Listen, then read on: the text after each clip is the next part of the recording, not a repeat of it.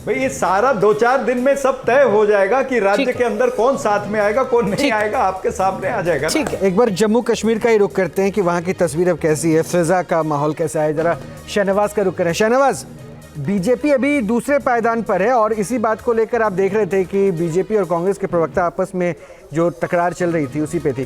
कांग्रेस 8 सीटों पर। वैसे माहौल क्या है, मतलब क्या इतनी स्थिति इतना आसान होने वाला है, जितने वायदे किए सब पूरा कर लेंगे, या फिर ये माने कि सेंटर में तो कोई और है, स्टेट में कोई और है?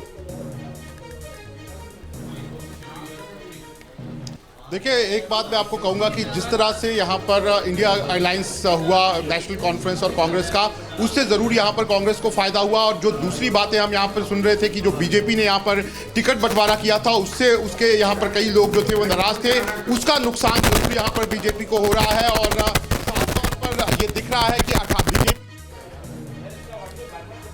शहनवाज माफ़ कीजिए, कुछ तकनीकी दिक्कत है, आपकी आवाज़ हम तक बेहतर तरीके से नहीं आ पा रही है।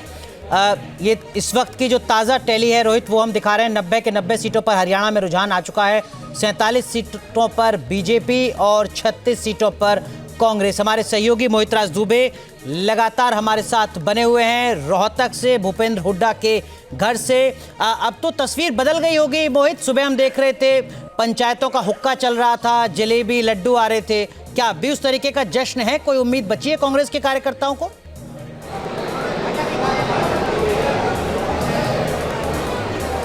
देखिए, बिल्कुल उस तरीके की जो उम्मीद दिखाई दे रही थी और उस तरीके का जो जश्न था वो कहीं ना कहीं जो है कम हुआ है। लेकिन भूपेंद्र सिंह हुड्डा से थोड़ी देर पहले हमने बातचीत की, उनका ये कहना है कि कांग्रेस की ही सरकार आ रही है, कांग्रेस की सरकार आ रही है, थोड़ा इंतज़ार कर लीजिए। लेकिन देखिए, करीब 11 बजने वाला है, 8 मिनट का वक्त बचा है और अब तक ये कहा जाता है कि जब भी ईवीएम के माध्यम से काउंटिंग होती है तो जो रुझान चल रहे होते हैं वही नतीजों में तब्दील हो जाता है। और ये देखिए, भीड़ देखिए, इस वक्त हम दिखाते हैं कि तमाम जो हुड्डा के कार्यकर्ता हैं, कांग्रेस के कार्यकर्ता हैं, वो यहाँ पे पहुँच चुके हैं। भूपेंद्र सिंह हुड्डा बगल वाले मंच पे वहाँ पे बैठे हुए हैं, वो एक एक करके लोगों से मुलाकात कर रहे हैं, बातचीत कर रहे हैं।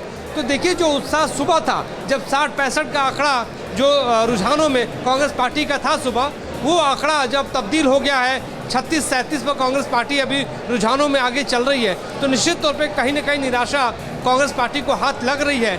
लेकिन अभी भी आशान्वित हैं भूपेंद्र सिंह हुड्डा। अभी भी कांग्रेस पार्टी के कई नेता कह रहे हैं कि थोड़ा इंतजार कीजिए। कई ऐसी सीटें हैं जहां पे 100-200 से भारतीय जनता पार्टी आगे है और ऐसी 15 सीटें हैं जिसमें भारतीय जनता पार्टी 200-300 सीटों से वोटों से आगे है। तो ऐसे में जब वो नतीजों में तब्दील होंगे तो वहाँ पे कांग्रेस पार्टी जीतती हुई नजर आएगी। ये कांग्रेस पार्टी के नेताओं और कार्यकर्ताओं का कहना है।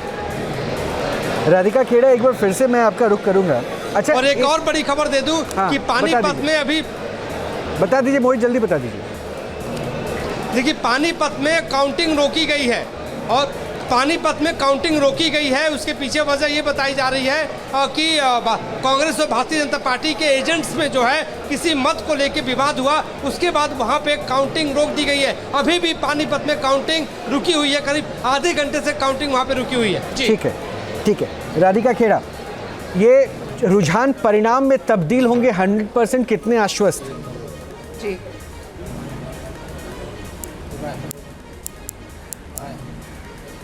देखिए, कई घंटे हो गए, यही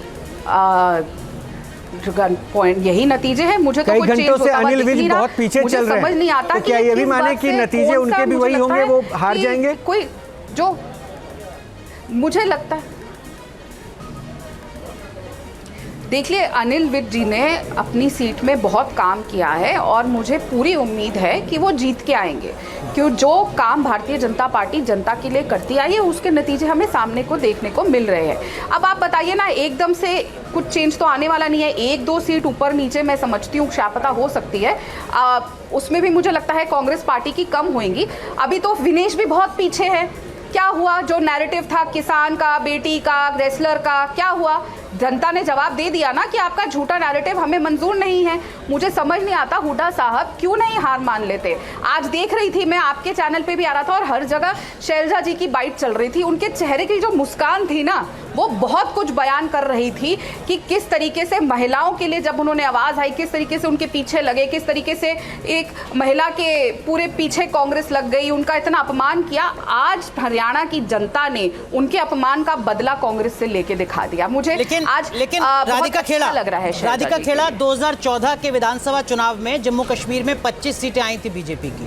10 साल के बाद 2 अलग अलग यूनियन टेरिटरी, 35 से 370, तमाम चीज़ों को मुद्दा बनाने के बाद भी अगर आप 28 पर हैं, आपको लगता है वाकई कुछ आप हासिल कर पाए हैं?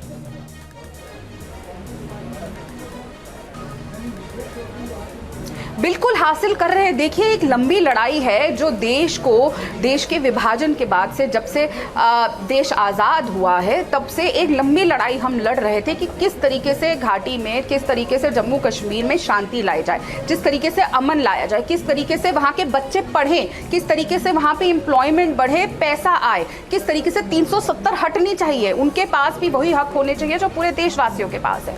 एक लंबी लड़ाई है और हम उसकी तरफ आगे बढ़ते जा रहे हैं। चाहे 1 सीट बढ़ना हो, 2 सीट बढ़ना हो, लगातार हमारे कदम बढ़ रहे हैं। और जब किसी चीज का इलाज किया जाता है, शुरुआत में जब कड़वी दवाई दी जाती है तो उसका असर होने में थोड़ा सा समय लगता है, लेकिन हमारे लिए राष्ट्र प्रथम है, हमारे लिए देश प्रथम है। देश की शांति, देश में अमन, देश में तरक्की प्रथम है और हम अपने स्टैंड पे कायम है। हमने कभी अपने स्टैंड से डगमगाया नहीं, हमने कोई अलायंस नहीं किया, हमने कुछ नहीं किया। अभी आप देखते जाइए जम्मू कश्मीर के नतीजे। नेशनल पार्टी का हम कंपेयर कर सकते हैं, ठीक है, वहां की स्थानीय पार्टी के साथ हमारा भी कंपटीशन है, हम थोड़ा पीछे चल रहे हैं, लेकिन सच्चाई तो यह है कि कांग्रेस पार्टी आज कहां है?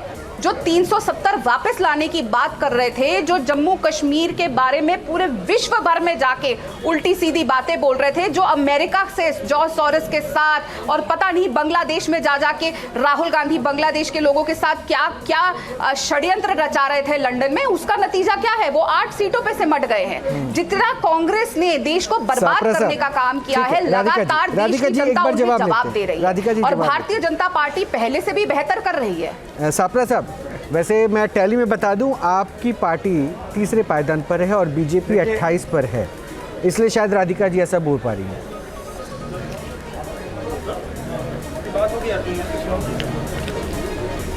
नहीं, ऐसा है जम्मू कश्मीर के अंदर जो विचारधारा की लड़ाई है, वो विचारधारा की लड़ाई है। इन्होंने जम्मू कश्मीर में जो डिलिमिटेशन के जरिए से जो जम्मू प्रांत में इन्होंने सीटें बढ़ाई, उसका निश्चित रूप से इनको थोड़ा फायदा हो रहा है। और दूसरी बात यह है कि हम तो सीटें ही कम लड़े हैं ना, फिर भारतीय जनता पार्टी हमारे से ज़्यादा सीटें लड़ी है और हमारा प्रीपोल अलायंस था। तो ये किस तरह से हमें अकेला कंपैरिजन कर रही हैं? भाई, एनसी के साथ में हमारा प्रीपोल अलायंस था। आप अगर सरकार बनाने की स्थिति में हो तो अलग बात है, आप तो कोई सरकार बनाने की स्थिति में वहाँ पर हो नहीं। सरकार तो वहाँ पर नज़र आ रही है कि एनसी और कांग्रेस पार्टी की सरकार बन सकती है। तो निश्चित रूप से आपके मुद्दों को जम्मू कश्मीर की जनता ने खारिज किया है। वो चाहे कोई मुद्दे हो, चाहे 370 का मुद्दा हो, कोई मुद्दे, जितने मुद्दे नरेंद्र मोदी जी ने और अमित शाह ने वहां पर जाकर के उठाए हैं, वो तमाम सारे मुद्दे जो है वो जम्मू कश्मीर की जनता ने खारिज किए। हाँ, जम्मू प्रांत के अंदर आपको कुछ सीटें ज़्यादा मिल इसलिए रही हैं क्योंकि वहां पर आपने क्लियर पोलराइजेशन करने का प्रयास किया। कटेंगे तो बटेंगे, ये बटेंगे तो कटेंगे, इस तरह की बातें आपने की है, उसका आपको निश्चित रूप से वहां पर फायदा होता नजर आ रहा है। लेकिन जम्मू कश्मीर के अंदर सरकार तो बीजेपी की नहीं बन रही है। न्यूज नेशन अब व्हाट्सएप पर खबरों की ताजा अपडेट के लिए न्यूज नेशन के इस QR कोड को स्कैन करें।